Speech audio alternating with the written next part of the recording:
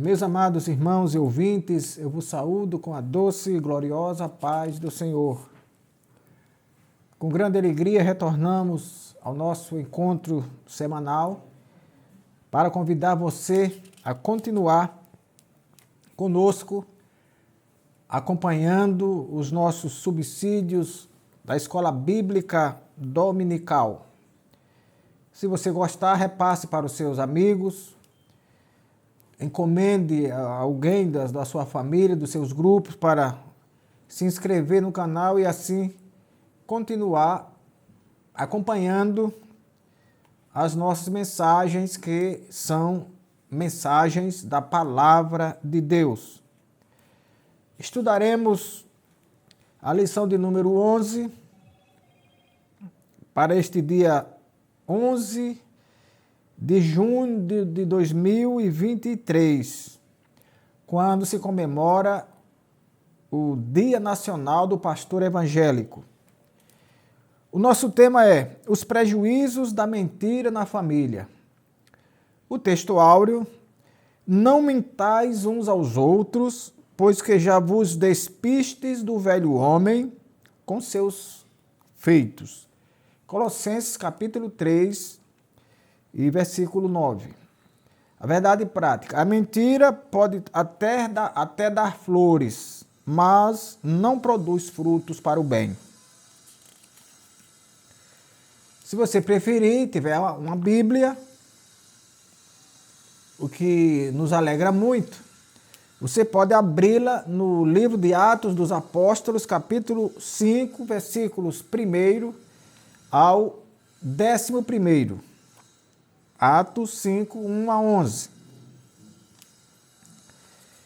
Nós temos essa lição de hoje, está apresentada com 3 objetivos. O primeiro, investigar a natureza da conversão de Ananias e Safira. O segundo, refletir a respeito do problema da mentira na família.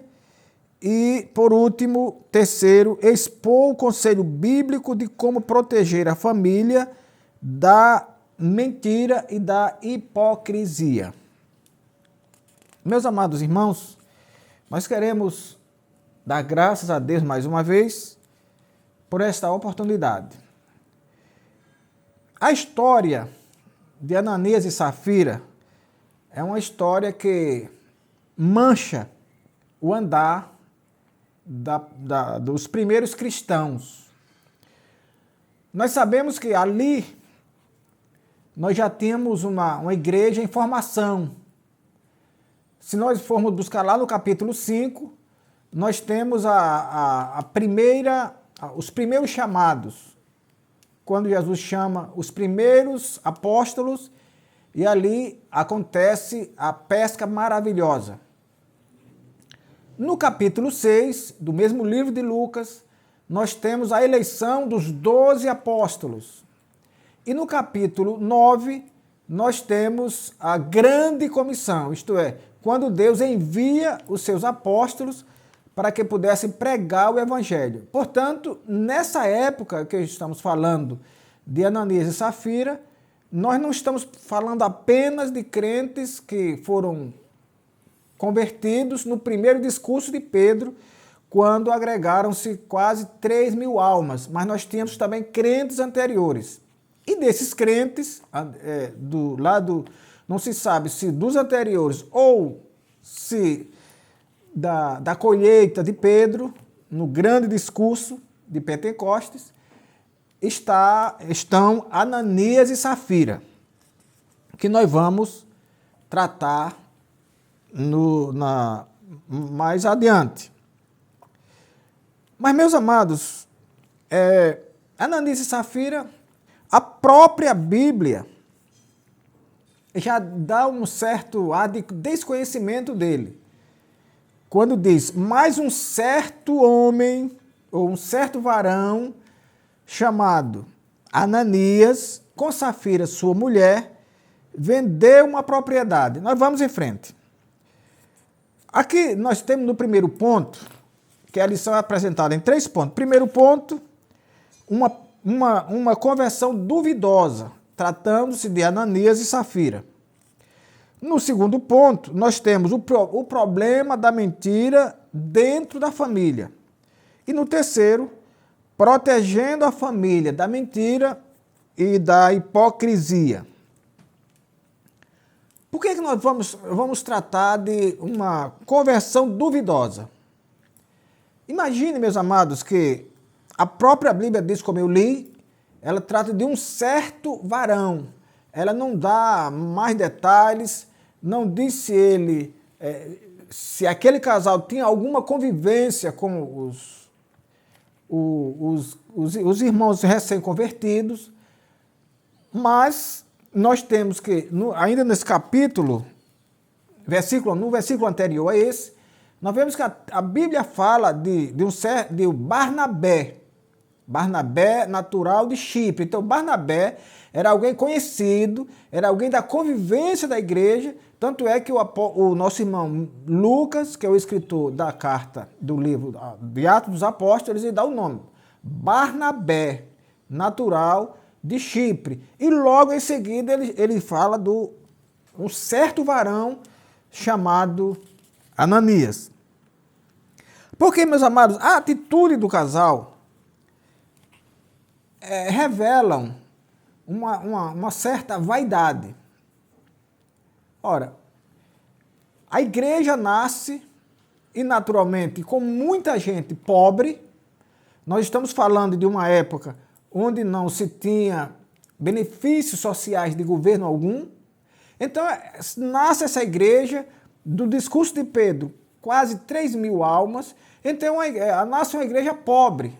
E nasce também no coração dos irmãos, dos que tinham alguma coisa, aquele ardor de sentir a necessidade do seu irmão. De forma que a Bíblia diz que quem tinha alguma coisa não era sua própria, mas ele considerava que era da comunidade, era dele e dos demais que necessitassem. Então Ananias, como eu disse, a Bíblia diz que o Barnabé vendeu uma propriedade e trouxe o preço aos apóstolos, e esses apóstolos administraram com os que não tinham. E a Bíblia reforça dizendo que ninguém tinha coisa alguma, mas também não tinha necessidade. Porque quem tinha, dividia com os que não tinham. A igreja era uma igreja que velava pela comunhão. E não era só a comunhão de abraço, meu irmão para lá, meu irmão para cá, não. Era a comunhão em doar, em satisfazer a fome, a sede e as necessidades dos irmãos recém-convertidos que não tinham. Glória a Deus. Aquilo, a Bíblia chama de a comunidade de bens. As pessoas vendiam, não eram obrigadas a vender, apenas pela chama do coração, apenas pela vontade de servir, eles vendiam, mas ninguém era obrigado a vender. Ananias, então, sabe que alguém vendeu e entregou aos apóstolos. Ananias também sabia que não era obrigado ele vender. Sabia também que ele não era obrigado, vendendo, entregar tudo. Porque o problema de Ananias, a repreensão e a morte de Ananias, não foi porque ele vendeu e reteve a parte. É porque ele vendeu, reteve a parte e mentiu. Pedro diz, mentiste não aos homens, mas a Deus. A questão de Ananias é que ele queria aparecer. Ele queria ficar bem na foto diante da igreja, que ele queria enganar a igreja. Ele achava que a igreja era um bando de pessoas abandonadas e que Deus não estava com ela. Ele vende, combina com a esposa e retém uma parte. Glória a Deus. Por inveja pura, por vaidade. Ele poderia, como eu disse, guardar tudo. Ninguém a gente, o que é nosso, nós devemos dividir, nós devemos ajudar. Mas ninguém é obrigado. Isso sai do coração, isso é um dom de Deus. A bondade não vem do homem. Lá no nascimento de Jesus, os anjos já disseram: glória a Deus nas alturas, paz na terra e boa vontade para com os homens. Isto é, o homem não terá boa vontade se Deus não der. O que é que Barnabé faz, que Ananias e Safira fazem?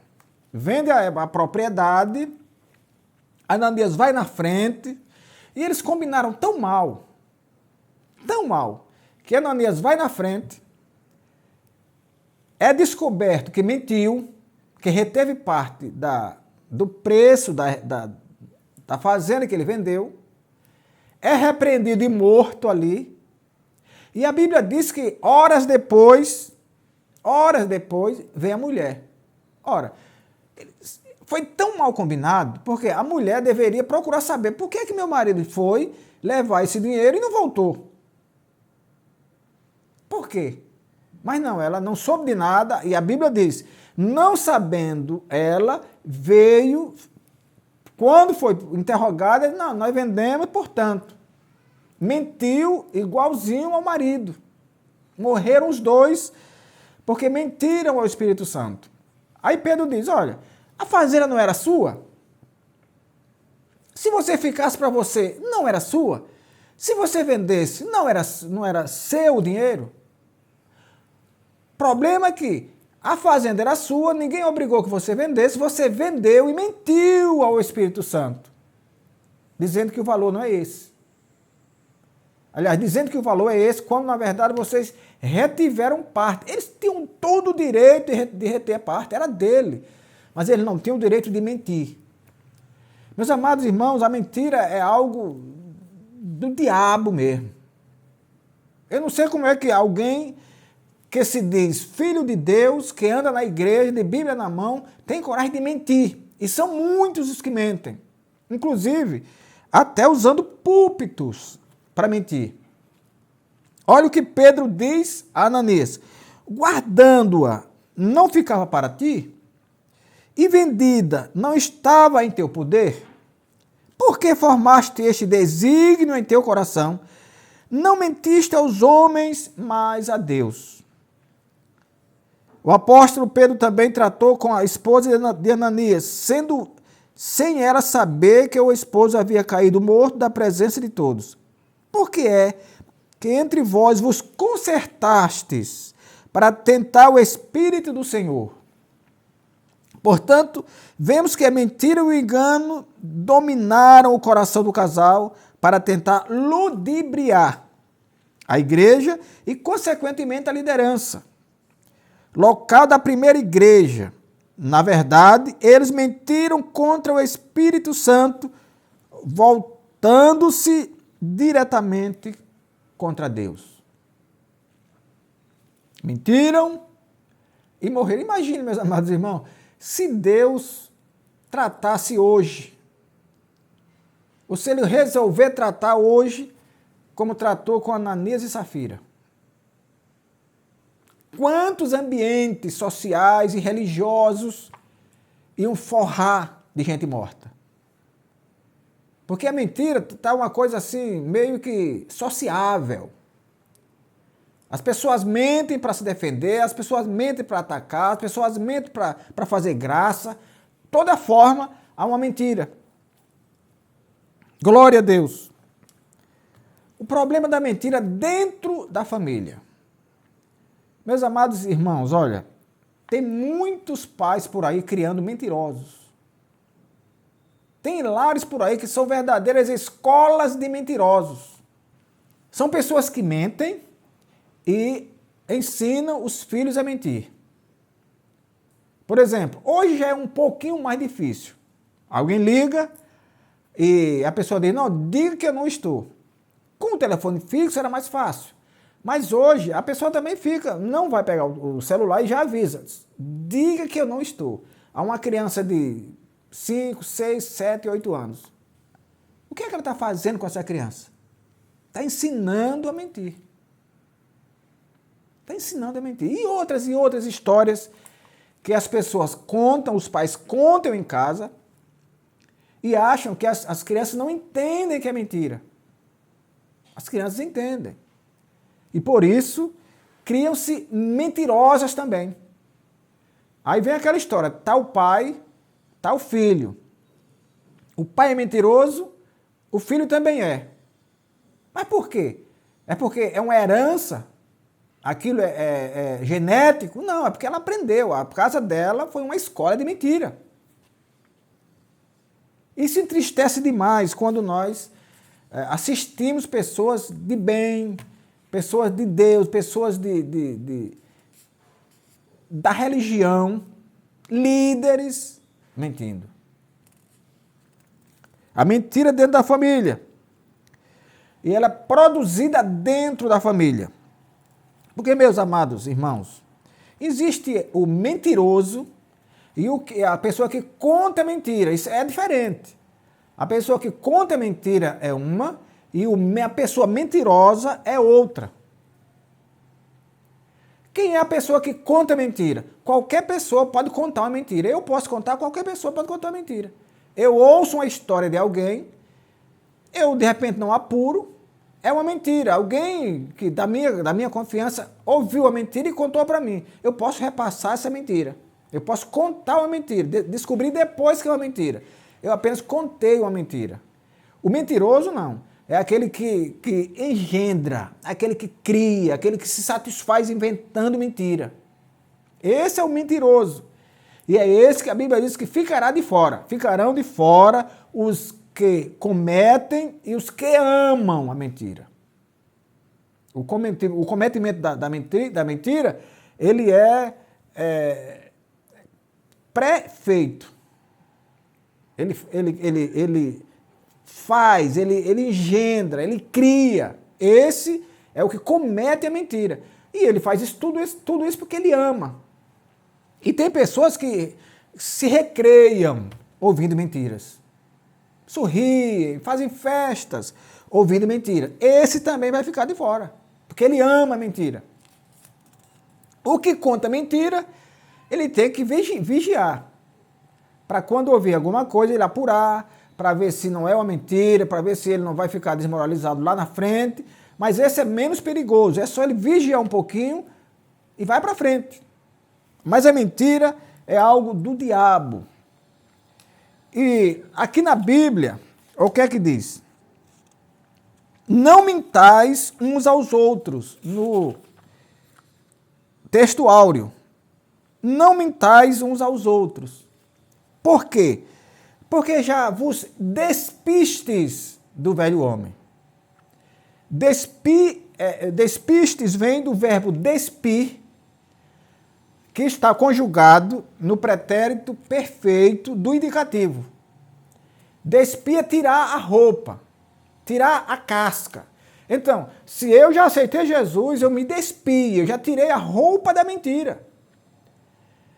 Eu já tirei a natureza mentirosa. Aí a Bíblia diz, por quê? Já despistes do velho homem e vestistes do novo. Da mesma forma, vestistes do verbo vestir, conjugado no pretérito perfeito do indicativo. Eu já tirei a capa da mentira e vesti a capa da verdade. Então, por isso, eu não posso mais mentir. É isso que o apóstolo Paulo está dizendo aos irmãos de Colossos. E ele não está escrevendo a um irmão amigo lá de Colossos, não.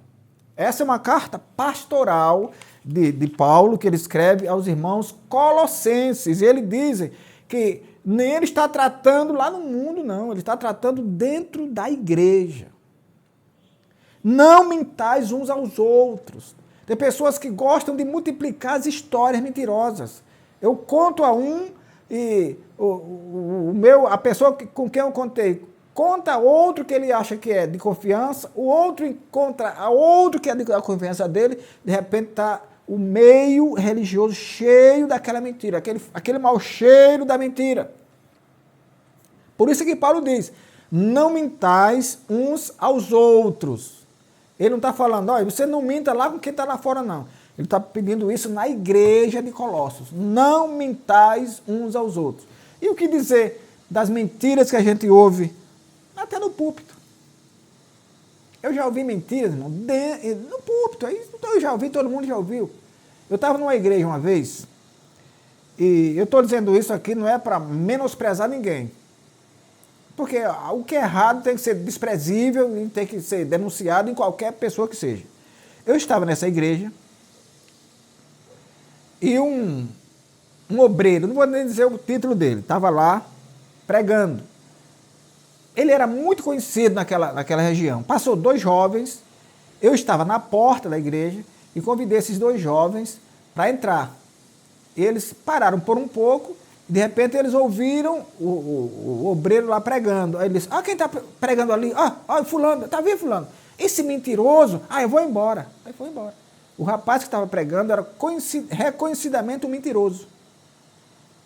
E em vez de atrair os ouvintes, ele espantou os ouvintes, porque conheciam aquele abençoado como sendo um mentiroso. Glória a Deus. Quem faz uso da mentira está dominado pelo poder da carne. O mentiroso não tem nada de Deus.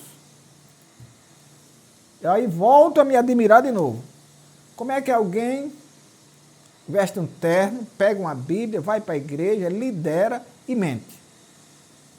Eu não estou tratando do que conta a mentira, porque todos nós somos sujeitos a mentir. O apóstolo Paulo diz, João, diz que todos nós, quem disser que não peca, é um mentiroso. Todos nós pecamos. Nós não somos contumazes no pecado. Mas pecado, todos nós pecamos. Mas o que eu não posso é ser contumaz, vezeiro, useiro e cotidianamente mentiroso. Aí, quem faz isso não tem nada de Deus na vida. Ele pode ter aparências, ele pode ter capa, mas o interior é sujo. Em Gálatas, o apóstolo Paulo escreve que a carne cobiça contra o espírito e este se opõe à carne para que não façamos o que queremos. Toda e qualquer mentira, por mais ingênua que possa parecer, tem sua fonte no diabo. Porque a Bíblia diz que o diabo nunca se firmou na mentira, porque não há verdade nele. E quando ele fala uma mentira, ele fala do que lhe é próprio, porque ele é mentiroso e pai da mentira. Uma vez um determinado pastor disse que a pessoa que mente é filho do diabo. É filho do diabo. E os filhos do mentiroso são netos dele. Por isso que muitas vezes, meus amados, o diabo ele investe muito nos filhos desse tipo de gente. É só dar uma olhada. Às vezes o pai é mentiroso, mas ele tem um determinado cuidado. É mentiroso, mas cuida daqui, cuida dacolá. E aí o diabo investe nos netos, nos filhos do mentiroso, porque são mais fracos, não têm a segurança que o pai tem, são mais fáceis, são presas mais fáceis. Então esse pastor diz, quem mente está fazendo com que os seus filhos sejam netos do diabo, já que ele é filho dele. O que nós devemos, meus amados irmãos, é proteger a nossa família da mentira e não jogá-la dentro. Jesus recomenda tantas vezes que nós devemos ser verdadeiros, porque ele mesmo diz, eu sou o caminho e a verdade e a vida. Como é que eu posso dizer que sou filho de Deus, sou filho daquele que é a verdade e eu sou mentiroso? Eu estou mentindo para mim mesmo, estou enganando a mim mesmo. Jesus, ele ama a todos, mas ele derrota, ele rejeita o pecado. E entre esses pecados, a mentira. Cuidado contra os defeitos morais do lar. Quando se permite certos defeitos morais, como a prática da mentira, do fingimento e da hipocrisia dentro de um lar, essa família está fadada ao fracasso. Porque a mentira, alguém disse que a mentira tem perna curta. Eu discordo, eu acho que a mentira nem perna tem. Porque a mentira, a Bíblia diz que o diabo nunca se firmou na verdade. Então, se a mentira tivesse alguma perna, o diabo se firmava nelas. Porque os humanos, os animais se firmam nas pernas. Nós nos firmamos em duas pernas. Então, o diabo, se ele nunca se firmou, é porque a mentira nem perna tem. É tão miserável que ela anda voando assim, nem perna ela tem. No Antigo Testamento, lemos a história de uma família israelita cujo chefe era Acã. Dominado pela cobiça e pela hipocrisia, ele furtou certos objetos de Jericó. A mentira, ela leva o homem para vários descaminhos. Esse Acã, lá em Jericó, ele foi orientado a pegar os vasos que estavam, onde eles pegassem os vasos, levavam para a igreja, para serem consagrados, mas nada de riqueza, nada era para levar. Ele levou. Nós vamos ler Josué capítulo 7.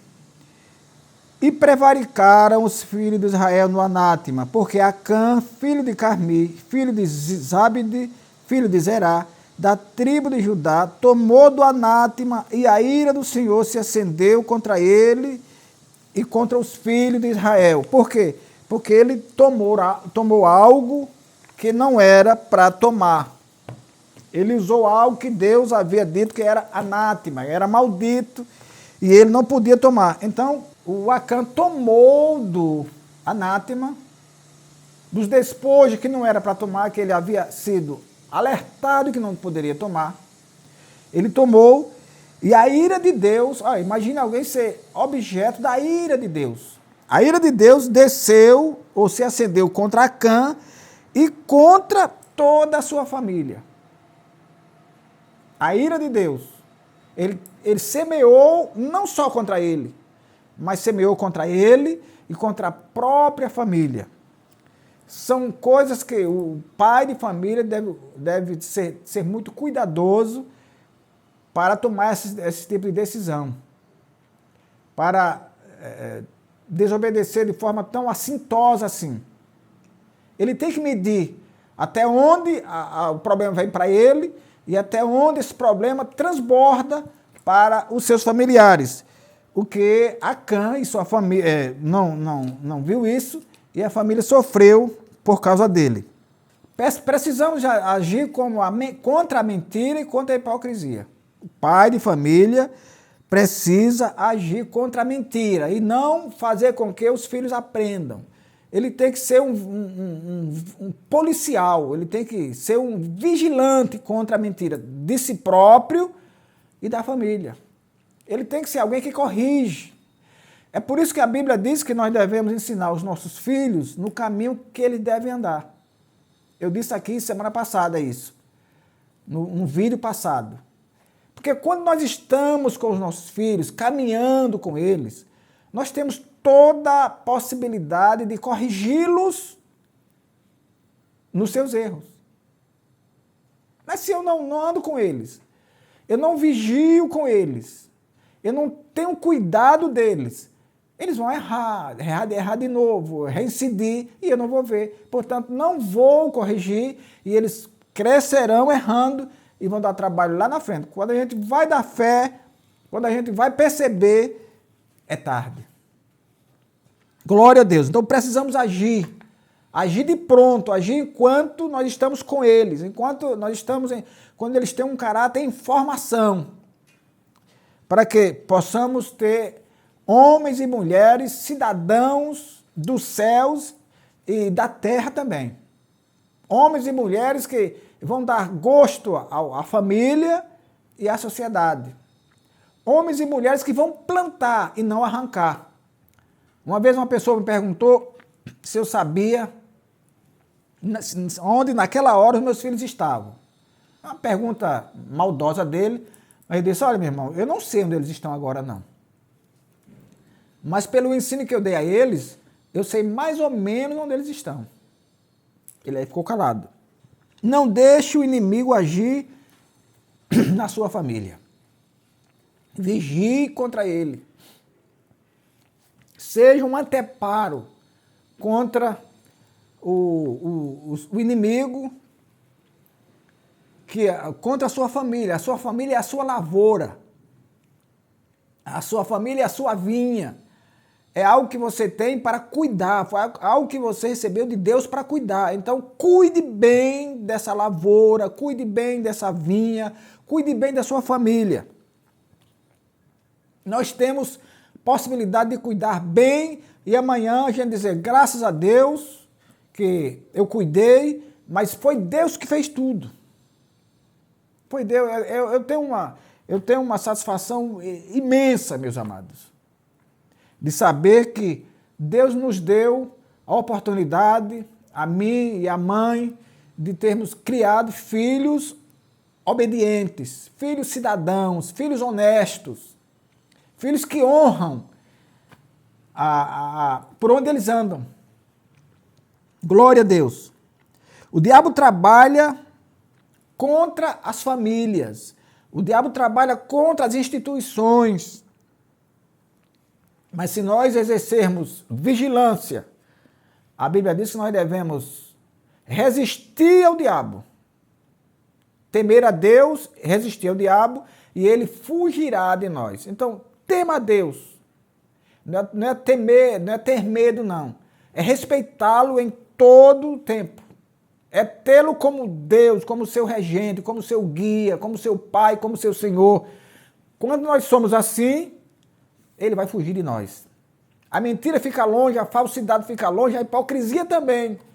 Porque nós temos um caráter retilíneo que foi forjado na Bíblia Sagrada.